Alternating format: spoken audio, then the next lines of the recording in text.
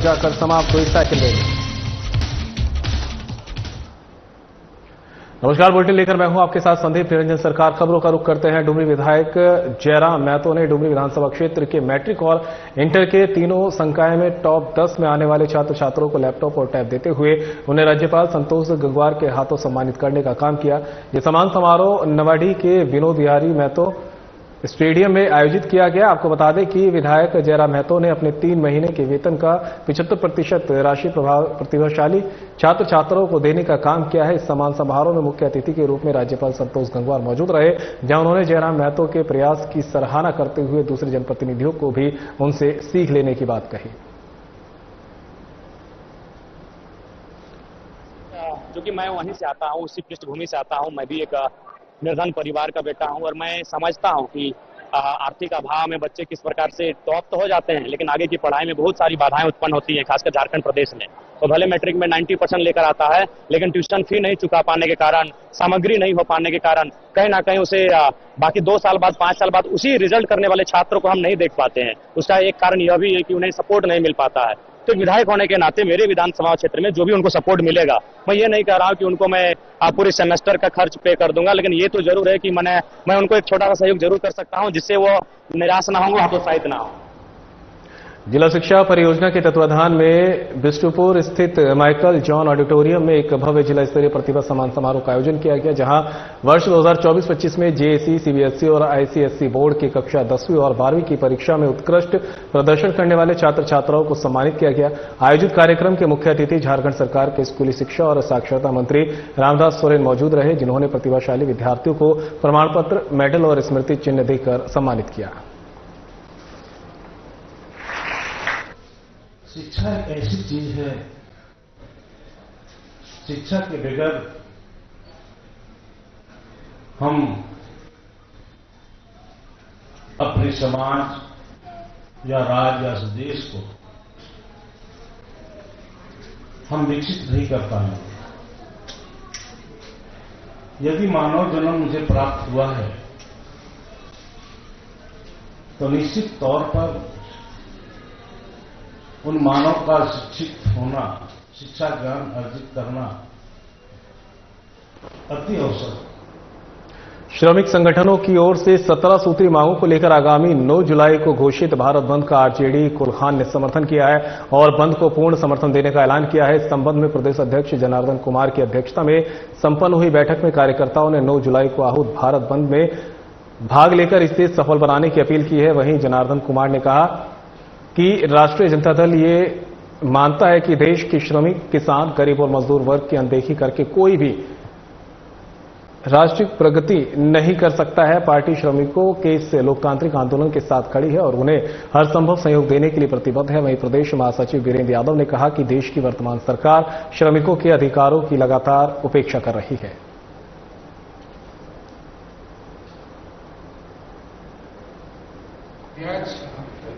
माननीय श्री लालू प्रसाद यादव जी के आदेशानुसार प्रदेश अध्यक्ष संजय कुमार यादव जी के पत्र द्वारा सूचित किया गया है कि ट्रेड यूनियन के 1 दिवसीय हड़ताल जो 9 जुलाई को है, हम लोग नैतिक समर्थन करेंगे। उनके समर्थन पर रोड पर हम लोग 8 तारीख को 7 बजे से मशाल जुलूस करेंगे आदितपुर में और 9 तारीख को 10 बजे से भ्रमण करेंगे। बंद करने का सभी दुकानदारों और सभी बंधुओं से आग्रह करेंगे कि बंद रखें, 1 दिवसीय बंदी है। सभी श्रमिक संगठन अपने 17 सूत्रीय मांग को लेकर के केंद्र सरकार से लंबी बातचीत का दौर में शामिल थे, लेकिन उनके किसी भी मांग पर केंद्र सरकार राजी नहीं हुई। इससे वो तंग आकर के बाध्य आकर के 9 जुलाई 2025 को भारत बंद करने का आह्वान किया। मुजफ्फरपुर जिले के कुढ़नी विधानसभा में आगामी विधानसभा चुनाव को लेकर भारतीय जनता पार्टी की ओर से जन आशीर्वाद कार्यक्रम का आयोजन किया गया, जहां बीजेपी ओबीसी मोर्चा के प्रदेश महामंत्री अबोध शाह से हमारे मुजफ्फरपुर संवाददाता गौतम कुमार सिंह ने खास चर्चा की है। मुजफ्फरपुर जिले के कुढ़नी विधानसभा में, जो कि बिहार का सबसे बड़ा विधानसभा है और आगामी विधानसभा चुनाव होनी है 2025 में, जो आगामी विधानसभा चुनाव होनी है, इसको लेकर हमारे साथ भाजपा नेता हैं जो कि घर घर और हर पंचायत में जा कर और जन आशीर्वाद सभा कर रहे हैं। आइए इनसे हम बात करते हैं, क्या कुछ करते हैं। जी सर, मेरे चैनल में आपका स्वागत है। जी बहुत धन्यवाद। आपके द्वारा हर पंचायत में जन आशीर्वाद कार्यक्रम किया जा रहा है, इस पर क्या? देखिए, पंचायत में जाकर लोगों को हमारे माननीय प्रधानमंत्री जी का जो योजना है, जो उनके द्वारा कार्य किए जा रहे हैं, तो जानने वाले तो कर रहे हैं, लेकिन नहीं जानने वाले तो नहीं कर रहे हैं। इसलिए मैं इस कार्यक्रम के तहत, भ्रमण के तहत मैं लोगों के बीच रहता हूं। जैसे मैंने कल भ्रमण के बाद हॉस्पिटल आया, मैंने लोगों को बताया कि भाई आप लोग को आयुष्मान कार्ड से फायदा है या नहीं। लोगों ने क्या फायदा है कोई कुछ, लेकिन मैंने देखा कि इन लोगों से बात किया तो ठीक है। मैं आकर हॉस्पिटल गया और उसमें जितने सारे पेशेंट थे, सैकड़ों के तादाद में पेशेंट थे जनरल वार्ड में, मैंने सभी पेशेंट से बात किया और सब लोगों ने मेरे मोबाइल पर उसका वीडियो है, सब लोगों ने मोदी जी के प्रति अपनी आस्था जताई और गरीब लोग खुशी से मोदी जी की जयकार की और हॉस्पिटल वालों ने भी इतनी तरह से व्यवस्था किया है, बहुत सुंदर। सब लोग हॉस्पिटल से भी खुश थे। मैंने पूरे स्टाफ को बुलाकर बहुत धन्यवाद उनको दिया और मैं कहा कि इस तरह से गरीबों का सेवा करिएगा, हम लोग भी आपके साथ। जब भी आपको जरूरत हो, मैंने नंबर दे दिया कि आपके हर सुख दुख में मैं साथ निभाऊंगा, गरीब की सेवा इसी तरह करूंगा। अभी आगामी विधानसभा चुनाव होने हैं, इसको पर क्या? देखिए, पिछली दफा मेरा टिकट नेतृत्व द्वारा फाइनल कर दिया गया था, लेकिन बाद में अंत समय में जो कुछ कारण हो मेरा टिकट कटा था। लेकिन इस बार मैं लगातार पार्टी का सेवा कर रहा हूं, लगातार पार्टी के लिए काम कर रहा हूं। हर बिहार के, मैं प्रदेश के ओबीसी मोर्चा के मंत्री, प्रदेश मंत्री, मुझे बिहार के हर जिला जाने का मौका मिला। पार्टी का प्रचार प्रसार, उनके किए हुए कार्य का लोगों के बीच रखने का मौका मिला। मैंने ये सब काम किया, तो मैं भी आज चाहता हूं कुरहनी में फिर से अपना जगह बनाऊं, इसलिए कि हम यहाँ कुरहनी के बेटा हैं और लोगों के साथ मिलकर काम करते हैं। किसी भी जाति, किसी भी धर्म के लोगों के साथ कभी भी किसी संकट के समय मैं उनके साथ होता हूँ। धर्मेंद्र कुमार अबोध, प्रदेश मंत्री,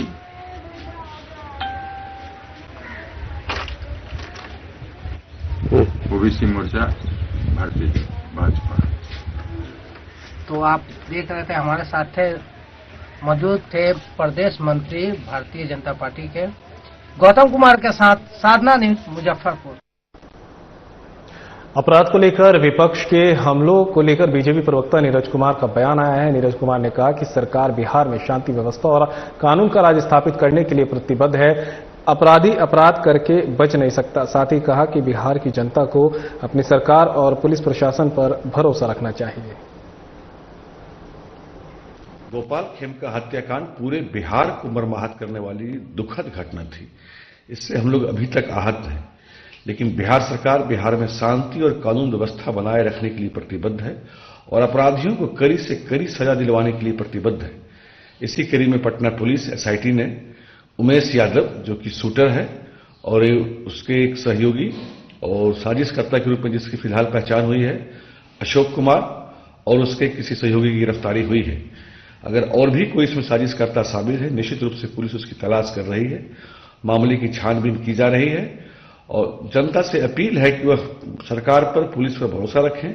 किसी अपराधी को बख्शा नहीं जाएगा। पुलिस ने त्वरित कार्रवाई करते हुए शूटर और साजिशकर्ता दोनों को गिरफ्तार किया है। यह पटना पुलिस की सफलता है और बिहार सरकार की अपराध के प्रति जीरो टॉलरेंस नीति को दर्शाता है। घटना बहुत दुखद है, इसमें कहीं कोई संशय नहीं। लेकिन अब अपराधी अपराध करके चाहे कि लालू राज की तरह बच जाएगा तो वह बच नहीं सकता। वहीं आरजेडी के प्रवक्ता एजाज अहमद ने बीजेपी प्रवक्ता नीरज कुमार के बयान पर पलटवार किया। उन्होंने कहा कि केवल सत्ता में बने रहने के लिए इस तरह के बयान बीजेपी दे रही है। दूसरी तरफ बिहार में अपराधी मस्त हैं। समाप्त हो गया। सरकार के अंदर बैठे हुए लोग सिर्फ और सिर्फ सत्ता के लिए, राजनीतिक स्वार्थ के लिए, राजनीतिक हित साधने के लिए, कहीं ना कहीं अपने आप को बनाए रखने के लिए इस तरह की कवायद कर रहे हैं, जिससे कि अपराधियों को पूरी तरह से खुली छूट मिल गई है। बिहार में अपराधी मस्त हैं, शासन और प्रशासन पस्त है और सत्ता में बैठे हुए नेता पदाधिकारी मलाई काटने में व्यस्त है। गिरिराज जी, पिछले 20 वर्षों में एनडीए सरकार में 60,000 से अधिक हत्याएं हुई हैं, 42,000 से अधिक बलात्कार की घटनाएं हुई हैं और 1 लाख के करीब चोरी और अन्य तरह की घटनाएं हुई हैं। बिहार में जिस तरह से सरकार के स्तर से अपराधियों को संरक्षित किया जा रहा है, अपराधियों को महिमा मंडित किया जा रहा है, यह स्पष्ट रूप से दिखता है। सरकार के लोग पहले कहते थे कि न किसी को फंसाते हैं न बचाते हैं। अब सरकार के स्तर से ही अपने राजनीतिक हित साधने के लिए फंसाते भी हैं और राजनीतिक हित की पूर्ति के लिए बचाते भी हैं।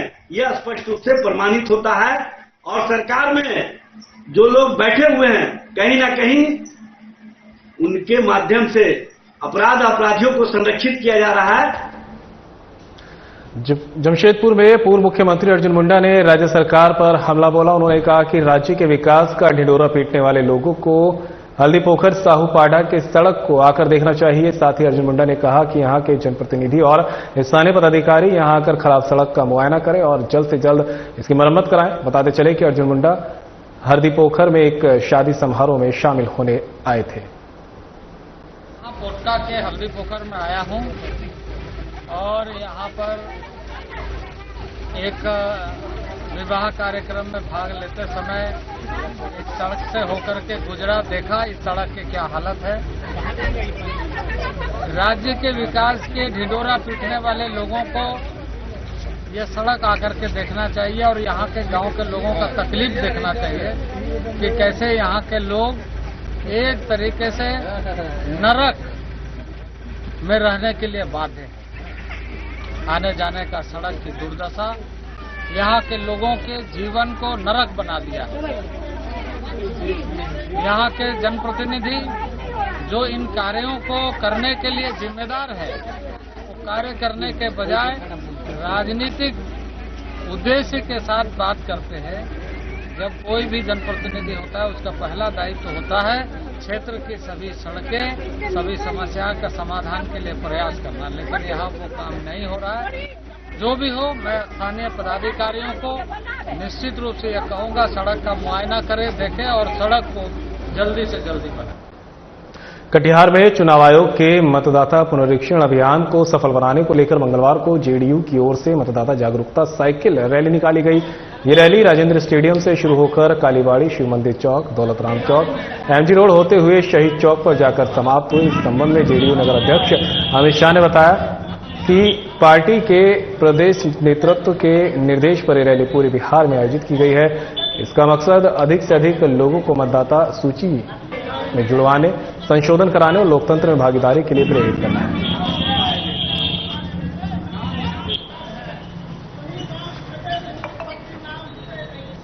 जनता दल यूनाइटेड कटिहार महानगर के द्वारा पूरे महानगर में हर एक वार्ड में घूम कर जो चुनाव आयोग के द्वारा मतदाता पुनरीक्षण का कार्य किया जा रहा है, उसको लेकर के जो विपक्ष के द्वारा अलग अलग भ्रांतियां फैलाई जा रही है, विपक्ष के द्वारा जो अलग अलग जो दुष्प्रचार किया जा रहा है, उसको लेकर के पूरे शहर में जनता दल यूनाइटेड महापरिवार की ओर से हम लोगों ने जागरूक करने का काम किया और लोगों को यह आग्रह किया पहले सत्यापन फिर जलपान, घर घर हम जाएंगे, जनता को जगा।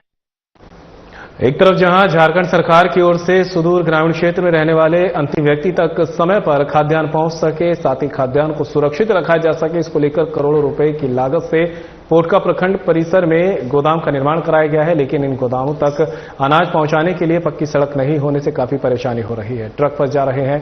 प्रखंड खाद्य आपूर्ति पदाधिकारी डॉक्टर अशोक कुमार ने कहा कि इस बारे में कई बार विभाग को पत्र लिखा जा चुका है।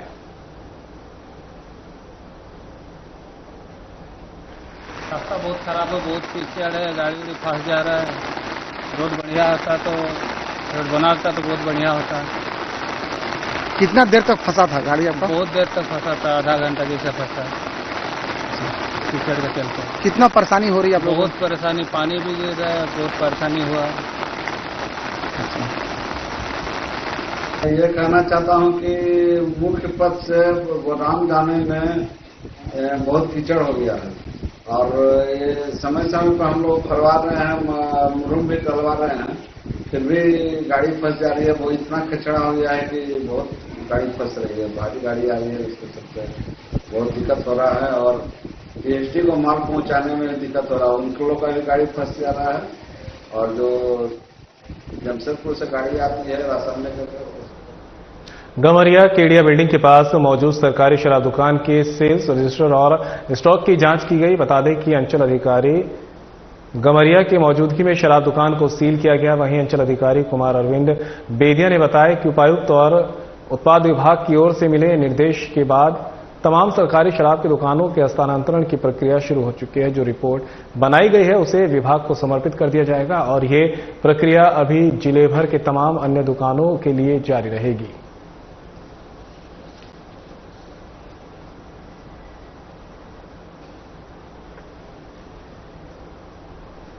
जमशेदपुर शहर में लगातार हो रही बारिश का असर एक बार फिर देखने को मिल रहा है, जहां खरकाई नदी और स्वर्ण रेखा नदी डेंजर लेवल पर पहुंच चुकी है, जिससे शहर में फिर बाढ़ का खतरा मंडराने लगा है। उपायुक्त ने सभी नगर निगम, बीडीओ, सीओ को अलर्ट पर रहने का आदेश जारी किया है। मौसम विभाग ने भी येलो अलर्ट जारी किया है। वहीं भारी बारिश होने से जमशेदपुर के डिमना डैम के 2 फाटक खोले गए हैं।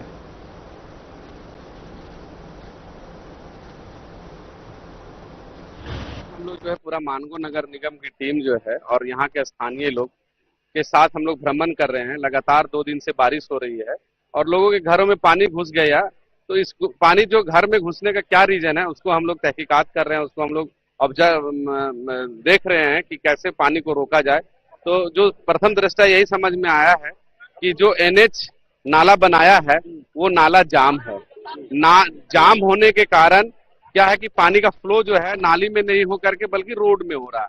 तो कल हम लोग जो है NH को अभी मीटिंग के लिए बुलाए हैं और पूरा जो है सिटी इन से लेकर के डिमना तक हम लोग नाला NH के माध्यम से साफ कराएंगे और ये सुनिश्चित कराएंगे कि आप अपनी टीम को बरसात भर जो है इस एरिया में पॉइंट करके रखें ताकि यहाँ के स्थानीय लोगों को कोई परेशानी नहीं हो।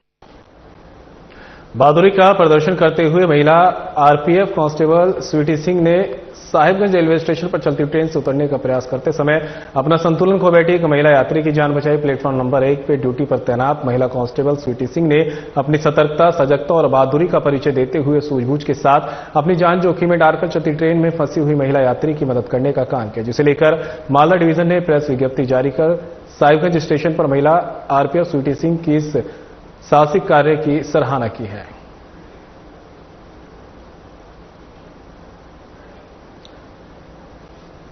तो तस्वीरें भी देख सकते हैं आप, जहां पर बहादुरी का प्रदर्शन करते हुए महिला आरपीएफ कांस्टेबल स्वीटी सिंह ने साहिबगंज रेलवे स्टेशन पर चलती ट्रेन से उतरने का प्रयास करते समय अपना संतुलन खो बैठी एक महिला यात्री की जान बचाई है। प्लेटफॉर्म नंबर 1 में ड्यूटी पर तैनात महिला कांस्टेबल स्वीटी सिंह ने अपनी सतर्कता, सजगता और बहादुरी का परिचय देते हुए सूझबूझ के साथ अपनी जान जोखिम में डालकर चलती ट्रेन में फंसी हुई महिला यात्री की मदद करने का काम किया। हजारीबाग में पोस्टमार्टम हाउस में सीपेज की समस्या इन दिनों गंभीर होती जा रही है। सीलन और पानी रिसाव के कारण न सिर्फ कार्य में बाधा उत्पन्न हो रही है बल्कि यहां रखे गए संरक्षित नमूनों की गुणवत्ता पर भी खतरा मंडराने लगा है। पोस्टमार्टम हाउस के टेक्नीशियन ने जानकारी दी कि वेसरा बेहद हिफाजत से रखा जाता है, लेकिन लगातार हो रहे सीपेज के कारण उनके खराब होने की आशंका बनी रहती है। उन्होंने बताया कि कुछ नमूने लंबे समय तक संरक्षित रखने होते हैं ताकि जरूरत पड़ने पर उन्हें जांच के लिए भेजा जा सके, लेकिन मौजूदा स्थिति में ये चुनौतीपूर्ण हो गया है। इस मामले पर जब संबंधित पदाधिकारी से बात की गई तो उन्होंने बताया कि इसको लेकर पहले ही कागजी कार्रवाई पूरी हो चुकी है और जल्द ही डीएमएफटी के तहत पोस्टमार्टम हाउस की मरम्मत का कार्य शुरू किया जाएगा। ये बारिश का मौसम जो 15 से 20 दिन जो बारिश हुई है, हमारे पोस्टमार्टम का जो हालत जो हुई है वो दयनीय स्थिति में जा रही है। दिन ब दिन पानी का लीकेज होती जा रही है। हम लोग जब पोस्टमार्टम का कार्य करते हैं तो हमको डर सब पैदा लगता है कि कहीं छत हमारे ऊपर ही ना गिर जाए। इसलिए मैं आग्रह करूंगा कि ये काम को देखना चाहिए। अच्छा, जैसे कि यहाँ पर अब हमने देखा यहाँ पर बेसरा रखाता है, उसकी भी स्थिति दिन दयनीय है। वहाँ सीपेज वगैरह हो रहा है, पानी का रिसाव हो रहा है, उससे बेसरा हमारा खराब हो रहा है। तो मैं आग्रह करूंगा कि इसे जल्द से जल्द सुधारा जाए। हाउस बहुत पुराना बिल्डिंग है, जर्जर हो गया है, लेकिन फिर भी उसका स्ट्रक्चर सही है। उसका जो छत है ना, रूफ है, उसमें प्रॉब्लम है। तो डीएमएफटी से हम लोगों ने रिक्वेस्ट किया था, प्रपोजल दिया था, तो उन लोगों ने जमशेदपुर के उलीडी थाना क्षेत्र में सोशल मीडिया पर हथियार लहराते हुए फोटो वायरल करने के मामले में पुलिस ने कार्रवाई करते हुए 3 युवकों को गिरफ्तार कर लिया है। वायरल फोटो में युवक देसी कट्टा और अन्य हथियारों के साथ पोज देते नजर आ रहे हैं, जिससे इलाके में सनसनी फैल गई थी और आम लोगों में भय का माहौल कायम हो गया था। जिसकी सूचना पुलिस को मिलने के बाद पुलिस ने कार्रवाई करते हुए तीनों को गिरफ्तार कर लिया। आरोपियों की पहचान रितेश सिंह, अशोक गुप्ता और राजकुमार मुखिया उर्फ राज बच्चा के रूप में हुई है, जिनके पास से पुलिस ने 2 देसी कट्टा और एक मोबाइल फोन बरामद किया है। सरायकेला में नीमडी थाना क्षेत्र के रघुनाथपुर में एक महिला ने अपने पति और एक अन्य महिला के बीच सड़क पर चप्पल से पिटाई कर दी, जिसका वीडियो सोशल मीडिया पर तेजी से वायरल हो रहा है। महिला का आरोप है कि उसके पति ने दूसरी महिला से शादी कर ली है। महिला की पहचान खरसावां प्रखंड की बिरुडी पंचायत में कार्यरत कम्युनिटी हेल्थ ऑफिसर संचिता दास के रूप में हुई। संचिता ने नीमडी थाना में आवेदन देकर अपने पति जितेंद्र नाथ दास, जेठ उत्तम कुमार दास और ससुर विवेकानंद दास पर दहेज की मांग, शारीरिक और मानसिक प्रताड़ना और जबरन घर से निकालने का आरोप लगाते हुए प्राथमिकी दर्ज कराई। फिलहाल पुलिस महिला के आरोपों और वायरल वीडियो की जांच में जुटी है।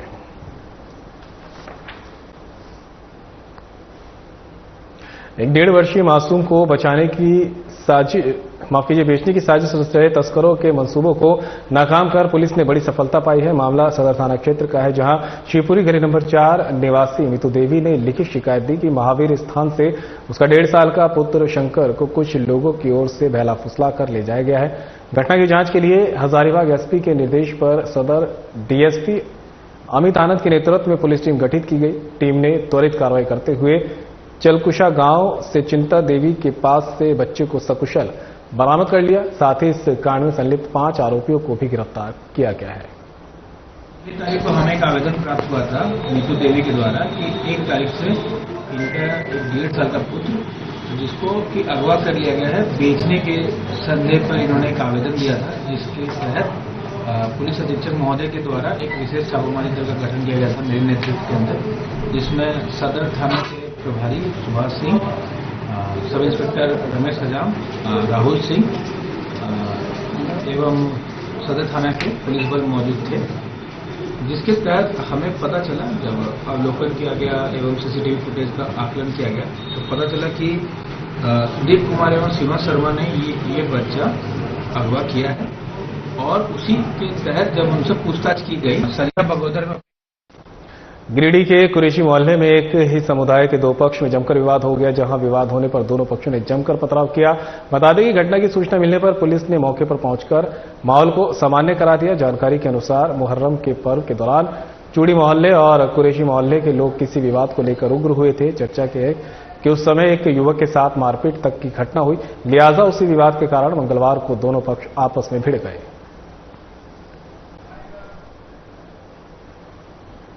और फिलहाल इस बुलेटिन में मेरे साथ इतना ही। दीजिए इजाजत, नमस्कार।